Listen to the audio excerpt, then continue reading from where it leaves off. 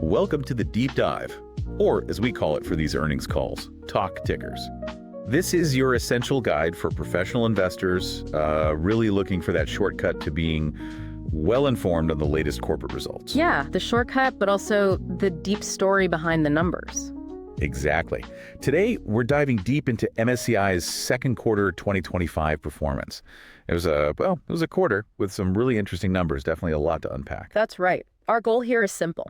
Distill the most important nuggets of knowledge, the key insights from this call.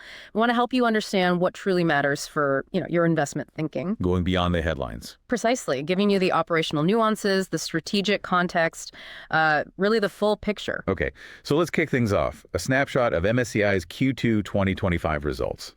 Look, this was, without a doubt, a strong quarter financially. Mm-hmm.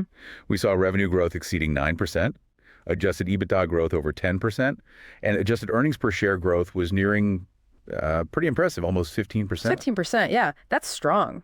And cash generation, very solid. Over $300 million in free cash flow just this quarter. Wow. Plus, they showed real commitment to shareholder returns. They repurchased $286 million worth of shares year to date. Average price was $557 per share. That's, a pretty clear signal of confidence from management. It absolutely is. And what's fascinating, I think, is how the operational metrics really underpin that financial performance. Right. What stood out operationally? Well, their total run rate growth hit 11%, but the big driver there was a remarkable 17% growth in their asset-based fee, or ABF, run rate. 70% in ABF, okay. Yeah. And just to remind you, ABF is that recurring revenue tied directly to assets benchmarked to their indices. This surge was primarily driven by record AUM levels. Assets under management. Right, specifically in ETF products linked to MSCI indices.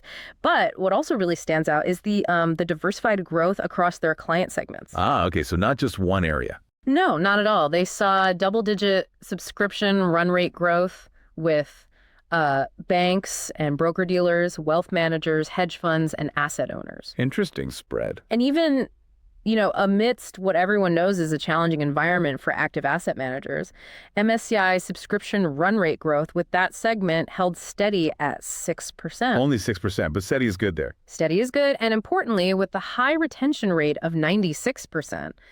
That kind of resilience, in a tougher market segment, that's pretty noteworthy. Okay, that gives us the broad strokes. Strong financials, strong operational metrics, particularly in ABF and diversification.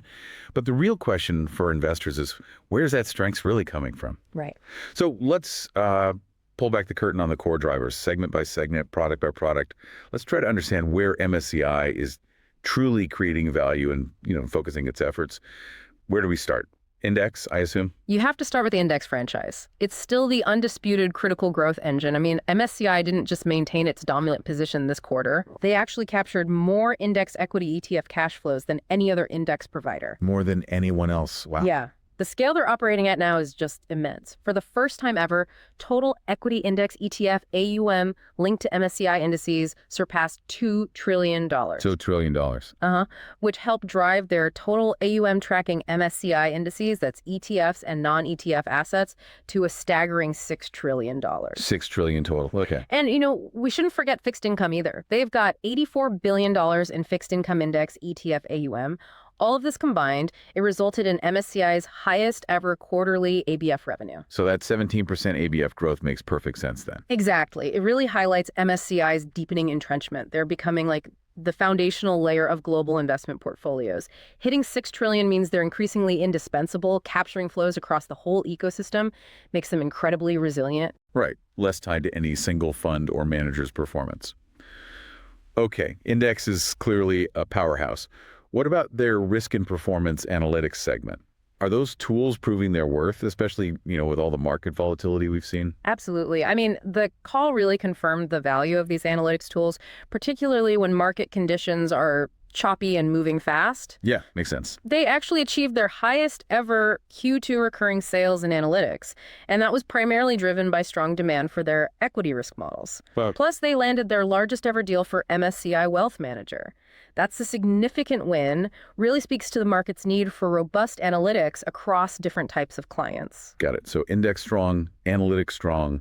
What's next? Private assets. That's been a big focus area. Yeah, private assets continues to be an attractive long-term opportunity for them. They reported nearly 13% Q2 run rate growth in this area. 13%, solid. Definitely solid. And they're clearly expanding their tools here. They rolled out something called MSCI Asset and Deal Metrics. Oh yeah, what's that? It sounds incredibly rich.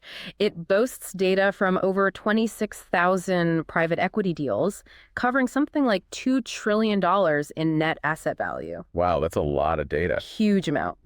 They also unveiled the MSCI World Private Equity Return Tracker Index.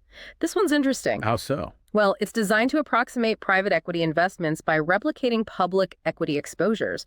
And apparently, clients are already showing strong interest in launching tradable products linked to it. Interesting approach. Yeah, and we're also apparently on the cusp of seeing the first phase of private credit risk assessments, which is a new capability they're doing in partnership with Moody's. Okay, Moody's partnership, that makes sense. It all really underscores a strategic bet on this growing, less transparent asset class where, data and analytics are becoming absolutely crucial. Right, makes sense. So yeah, they're leaning into the future there.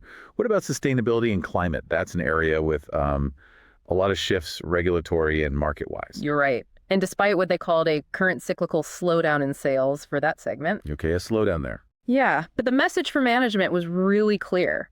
These tools, sustainability and climate tools, they've become a permanent sort of non-negotiable feature of the global investment process. So embedded now, basically. Exactly.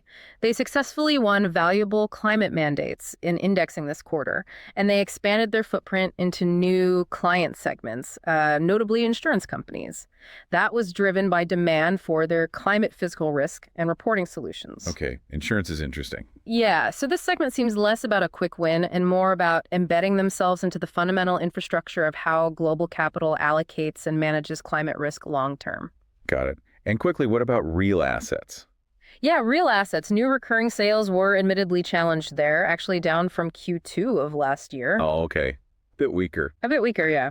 However, they did highlight introducing new products aimed at accelerating commercial real estate. They mentioned a new data centers product and something called RCA funds. RCA funds. Yeah, it's an intelligence offering that now covers over 8,000 real estate funds.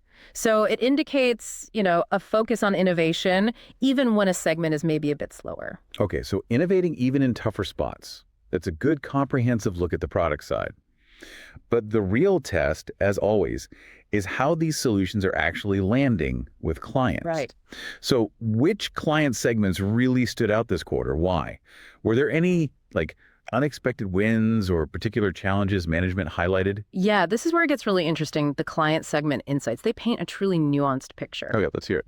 All right, so for banks and broker-dealers, they saw a solid 10% subscription run rate growth, good traction in both index and analytics. MSCI is basically helping these clients navigate market volatility with tools for equity derivatives and trading solutions. Makes sense for banks. Yeah, and a key win they mentioned was a large U.S. bank signing a deal for ETF-linked custom index datasets. That directly captures that rising capital markets activity. It's about arming them with data for faster, smarter decisions. Gotcha. What about hedge funds? You mentioned strong growth there earlier. Yeah, hedge funds, or what management sometimes calls fast money, delivered a very strong 12% subscription run rate growth. It was actually a record quarter in recurring sales with this specific segment. Record quarter. Okay. What are they buying? These are sophisticated investors, right? So they're demanding best-of-breed equity models, precise data. A notable deal involved a large U.S. hedge fund expanding its relationship to access MSCI's full suite of equity factor models, and importantly, security master crowding data sets. Crowding data, so seeing where everyone else is positioned. Exactly. For you, the listener, it means data showing where large institutional investors are concentrated. Gives them critical intelligence on market positioning, potential risks, potential opportunities. Very valuable for hedge funds. Okay, who else? Asset owners. Asset owners, yeah. Also strong, 12% subscription run rate growth, primarily driven by analytics and private capital solutions. Okay, aligning with the product strengths. Right. Asset owners increasingly need these unified risk tools to analyze diverse portfolios, especially with, increased volatility and that ongoing shift into private assets we talked about. Makes sense. Any examples? Yeah, one significant example was a U.S. pension fund. Signed a large deal to use MSCI's private asset tools and their total portfolio solutions. And notably, they displaced 2 incumbent providers in doing so. Displacing incumbents, that's a strong signal. Definitely speaks to the comprehensive nature of MSCI's offering. Okay, who's next? Wealth managers. Wealth managers were a real standout. They led the pack with an impressive 17% subscription run rate growth. 17%, that's huge. It really is. This segment is truly transforming. They closed their largest ever MSCI wealth deal this quarter, a 7-figure agreement with a major U.S. regional bank, providing unified solutions that span, both the home office and the individual advisor. Bridging that gap. Exactly. And we saw explosive 20% growth in direct indexing AUM that's based on MSCI indexes that reached $135 billion globally now. Wow, direct indexing is really taking off. It really underscores this institutionalization of wealth management. Sophisticated tools moving beyond just the big institutions down to the advisor level. Fascinating. Okay, what about the traditional asset managers? You said 6% growth there? Right, a more measured 6% subscription run rate growth driven mostly by index products. Despite the ongoing pressures in this segment, MSCI did secure a multi-year deal where their fixed income indexes displaced a major competitor. Another displacement. Yeah, this was for a large European asset manager's corporate bond ETF products. And they also emphasized they're actively supporting the growing market for active ETFs, adapting to how asset managers themselves are evolving. Good point. Adapting is key. Yeah. Lastly, insurance companies. Right, insurance companies. They posted 12% subscription run rate growth. Primarily came from index and those climate solutions we discussed. Good. Now, their footprint here is still relatively small compared to other segments, but management sees promising growth potential, especially for index-linked annuities and those critical climate reporting tools. Makes sense for insurers' liabilities and reporting needs. Exactly. And they highlighted a key index mandate win with a leading U.S. annuity provider that's expected to result in maybe $5 billion to $10 billion of new AUM benchmark to MSCI. So potential for significant scale there. Okay, that's a fantastic run-through of the client segments. A lot of strength, particularly in wealth, hedge funds, asset owners, banks. Yeah. So what does this all mean for the future of MSCI? Management spoke quite a bit about balancing growth across what they call different speeds of business. Right. Is there a risk here maybe that by pushing so hard into these, quote, fast money and wealth segments, they might dilute their core strengths or maybe stretch their resources too thin? What was the feeling there? Yeah, that's the core strategic question, isn't it? And management was very clear on this. It's all about strategically balancing their growth engines. They emphasized the crux of the subscription business being kind of a tale of two halves. Okay, two halves. How so? About 50% comes from those traditional active asset managers. Growth there is, like we said, more measured around 6%, but the other 50%, the non-active segments, think wealth managers, fast money like banks, hedge funds, market makers, and the asset owners, that half is roaring ahead at around 11.5% growth. Okay, so a big difference in growth rates. Huge difference. So their strategic pivot isn't just about finding new revenue streams. It's about actively shifting their business mix towards these faster growing, potentially higher margin areas, diversifying away from the pressures on traditional active managers.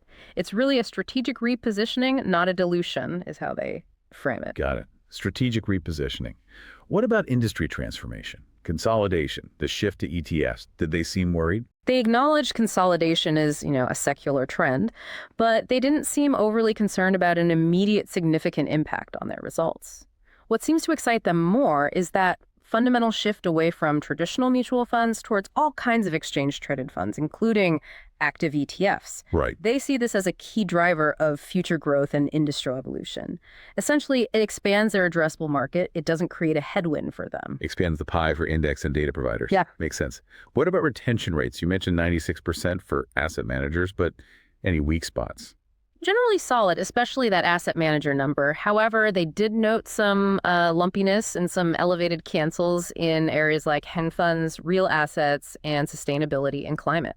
Ah, okay. Any reason given? Management sort of indicated these dynamics are part of the ongoing evolution of those specific markets, maybe some client consolidation or strategy shifts, rather than a systemic issue with MSCI's offering. Okay, and the overall sales environment? Still healthy? They characterized it as fairly consistent, despite, some market volatility earlier in the quarter. Client engagement remains strong. Their product pipeline is healthy. It indicates continued momentum. There wasn't really a sense of clients pulling back from investing in data and analytics. If anything, the volatility might increase the need. Right. Could drive demand for risk tools. Yeah. And what about the ABF fee environment? Lots of talk about fee compression in ETFs. Yeah, that's always a question. They said ETF and non-ETF licensing yields have remained stable recently. Now, management does expect ETF fees to gradually come down over time. That's just the market reality. Okay. But they see, and they use the phrase, massive secular opportunities to capture assets. They firmly believe this volume growth will more than offset any fee compression. The volume play. Exactly. Yeah. Especially with the increasing role of global benchmarks like MSCI World becoming the core foundation of investment portfolios everywhere. Got it. And finally, guidance. Any changes? Critically, no. Their guidance remains unchanged across all categories, which, underscores their confidence in unlocking growth for the second half of 2025. They feel they can leverage opportunities across all these client segments, regions, and their new capabilities. Okay, unchanged guidance is a strong signal too. That was a lot of ground covered. If you had to boil it down, what stands out to you as the absolute key takeaways from this call? And why does this matter for investors tracking, market infrastructure, data providers, this whole space? Right, connecting it to the bigger picture for you. I think this deep dive into MSCI's earnings highlights several really crucial trends. Okay. First, the continuing robust secular growth of passive and systematic investing. It's undeniable, right? Mm-hmm. And it just reinforces the enduring importance of core indexing for the entire global financial ecosystem. MSCI is right at the heart of that. Absolutely central. Second, MSCI's strategic diversification into these high-growth client segments, wealth management, fast money, private assets.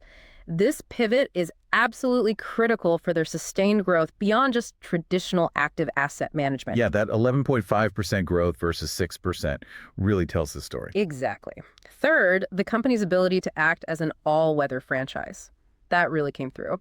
They demonstrate resilience by providing these essential risk and performance analytics, especially during volatile market conditions. They become more valuable when things are uncertain. Good point. All weather. And finally, that long-term opportunity in private assets and sustainability. Even if these areas face some current cyclical headwinds, MSCI is actively investing in the tools and data. They're positioning themselves for future growth, building for the long term, not just reacting to the present quarter. The building for the future. Okay, great summary. Now, this raises an important question. Let's shift gears a bit. Let's play a game. This is not financial advice, remember. But if you were pitching an outrageous but plausible trade idea to an investment committee based solely on what we heard in this earnings call, what might it be? Okay, outrageous but plausible, based only on this call. All right, let's get speculative but, grounded in the call's details. It's here. Trade idea one, the global flow flood long. The thesis is basically go long MSCI or maybe a relevant proxy for leading global indexing providers. Okay, why? The company captured an incredible $32 billion in inflows into developed markets, ex-US, DMX-US ETF in Q2 alone. That's over 50% of all the flows into that whole segment. Half the market share of flows there. Wow. Yeah. And the CEO himself spoke of enormous potential as the world globalizes and investors seek these broad global exposures. So the outrageous yet plausible element is to bet that this acceleration is way more pronounced and persistent than the current consensus predicts. So betting on even more globalization flows than expected. Exactly, leading to an upward re-rating of the asset-based fee multiple for companies like MSCI as investors finally fully grasp just how foundational these global benchmarks are becoming in basically every diversified portfolio. Betting the market underappreciates the scale of that global shift. Interesting. Okay. Global flow flood long. What's trade idea two? Trade idea two, the stealth wealth bet. This one's a focused long position on MSCI, but specifically highlighting the accelerating momentum in its wealth management segment. Based on that 17% growth. Exactly. That 17% subscription run rate growth, the largest ever MSCI wealth deal closed in Q2. The underlying driver is this institutionalization of wealth management we talked about, plus that explosive 20% growth in direct indexing AUM based on MSCI indexes, now at $135 billion globally. Okay, so what's the outrageous part? The plausible outrageousness here is that this specific high-margin segment's growth becomes a significantly larger, sort of disproportionate driver of overall subscription growth than the market is currently modeling.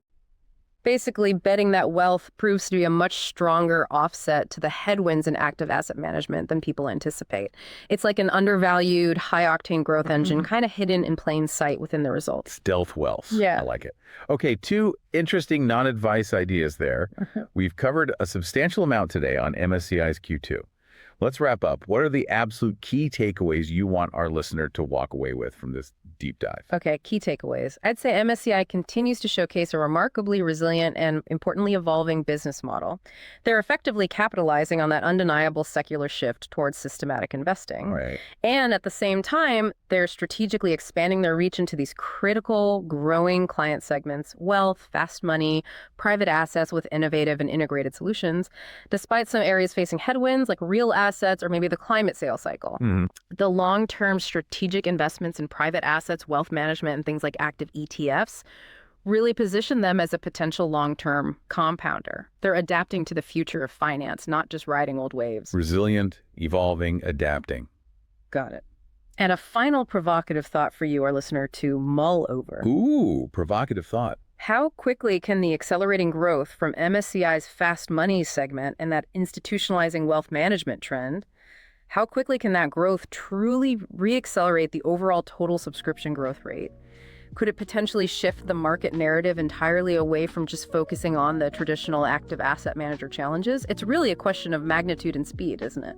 That's a great question to ponder. We definitely encourage you to delve deeper into these trends yourself and form your own informed conclusions based on the data. Absolutely. That wraps up this deep dive from Talk Tickers. We really hope this exploration into MSCI's Q2 2025 earnings has provided you with some valuable insights and maybe some new questions to consider.